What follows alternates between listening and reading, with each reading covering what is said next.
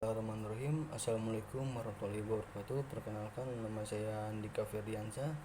Saya dari Fakultas Teknik, Prodi Teknik Mesin S1, semester 1. Untuk di sini saya akan menjawab pertanyaan-pertanyaan dari ujian tengah semester tahun 2024 tahun 2025. Untuk mata kuliahnya di sini Pendidikan Agama Islam. Untuk pertanyaan nomor 1, poin A adalah jelaskan maksud dari manusia seperti dalam cangkir.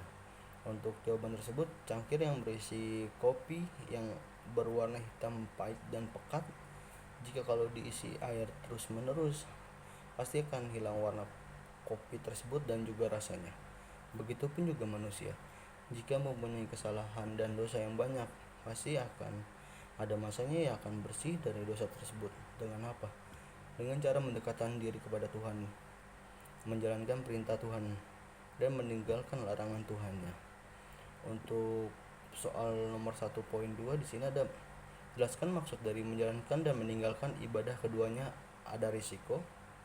Untuk jawaban tersebut, menjalankan salah satu risiko beribadah seorang hamba kepada Tuhannya adalah hambanya akan merasakan nikmatnya ibadah sehingga tidak mencintai apapun kecuali Tuhannya. Bahkan jika masuk neraka sekalipun, hambanya ikhlas. Karena apa? Karena ia pasti akan ridho dengan kehendak Tuhannya. Jika seorang muslim yang meninggalkan sholat wajib maupun sunnah, sholat ia akan mengetahui apa yang diterimanya, akan menerimanya dosa besar dan tidak akan bisa mencium aromanya surga. Sholat juga adalah ibadah yang pertama kali dihisab dari seorang hamba Allah Subhanahu wa taala di akhirat kelak. Maka perhatikanlah dalam menjalankan ibadah sholat. Untuk soal poin 1.3 di sini adalah jelaskan maksud dari ibadah kita butuh bukan ibadah hamba. Untuk jawaban poin 3, jika kalau sudah benar merasakan nikmatnya ibadah, maka ibadah yang kita lakukan selama ini bukanlah kewajiban melainkan kebutuhan. Untuk soal nomor 1.4 di sini jelaskan maksud dari iman itu hati, lisan dan perbuatan. Untuk jawaban tersebut, poin nomor 1.4, iman mencakup semua itu, yakni hati, lisan dan perbuatan. Iman seorang dibuktikan dengan hatinya. Jika hatinya bersih dan baik, pasti imannya kuat dan tegar. Imannya seorang bisa dibuktikan dengan lisannya juga. Karena jika seorang sudah sempurna imannya, maka akan sempurna perkataannya. Terus perbuatannya seorang juga, dia tidak melakukan melainkan hanya sah kepada Tuhannya dan menundukkan hawa nafsunya. Maka bisa dikatakan sempurnalah iman orang tersebut. Untuk pertanyaan soal nomor 2 di sini, mengapa meninggalkan sholat padahal itu kewajiban sebagai orang muslim. Meninggalkan sholat yang merupakan kewajiban bagi setiap orang muslim dianggap sebagai dosa besar. Menurut para ulama seperti Imam Ahmad, orang yang sengaja meninggalkan sholat dengan dianggap kafir karena ia mengingkari antara mukmin dan kafir adalah sholat. Meninggalkannya berarti melakukan tindakan kufur. Meskipun ada perbedaan sholat karena malas, tetapi meyakini kewajibannya umum dianggap sebagai pelanggaran serius yang memerlukan taubat. Untuk soal nomor 3 di sini ada begitu banyak karunia dan nikmat Allah Subhanahu wa taala berikan kepada Anda masih melanggar larangan-larangan yang sudah ditetapkan. Untuk jawaban soal nomor 3 itu karunia dan nikmat Allah Subhanahu wa taala yang memberikan banyak karunia nikmat kepada umatnya, mulai dari kehidupan, kesehatan hingga rezeki yang melimpah. Dalam setiap detik kehidupan kita dikelilingi oleh berbagai bentuk anugerah yang sering kita sekali abaikan. Mengapa kita masih melanggar larangannya? Meskipun kita menyadari banyak nikmat yang diberikan, seringkali kita masih terjebak dan pelaku yang melanggar larangannya. Beberapa alasan mengapa hal ini bisa terjadi, antaranya lain ada kelemahannya manusiawi.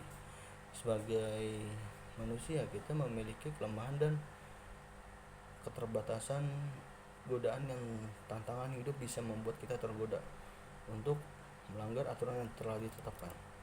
Terus adanya juga kekurangannya kesadaran. Terkadang kita tidak sepenuhnya meyakini dampak tindakan kita. Pendidikan agama yang kurangnya atau kurangnya refleksi dari menyebabkan kita mengabaikan larangannya.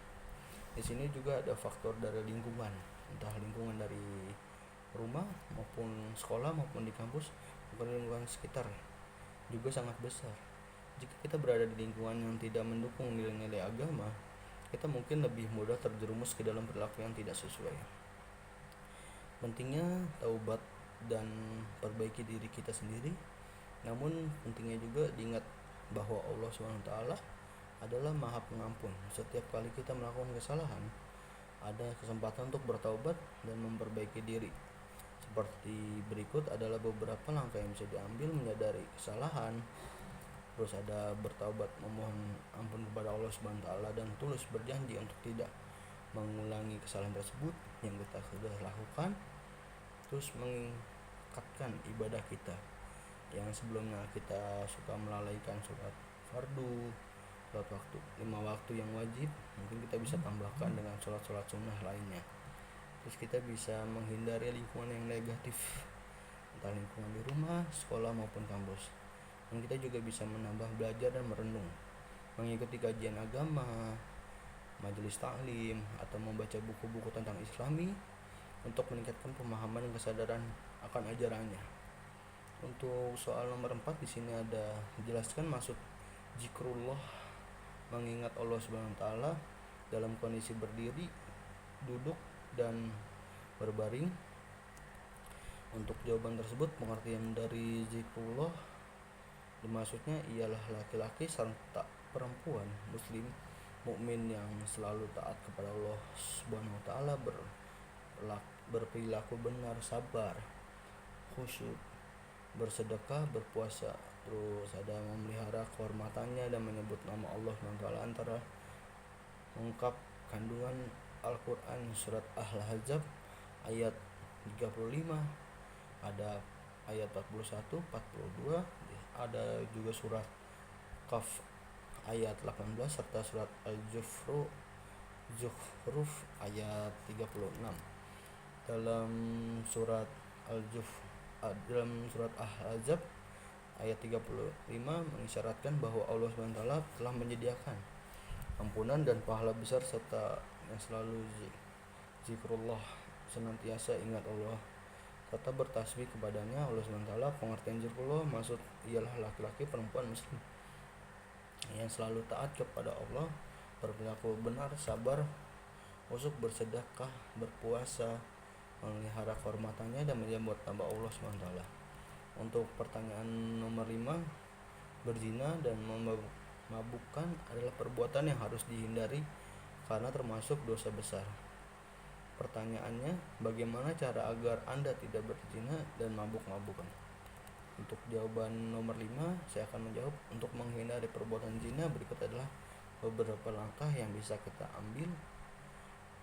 Yang pertama, kita mungkin bisa memperkuat iman kita, tingkatkan kesadaran spiritual melalui ibadah, membaca Quran, mungkin kita bisa ikut pengajian-pengajian yang baik.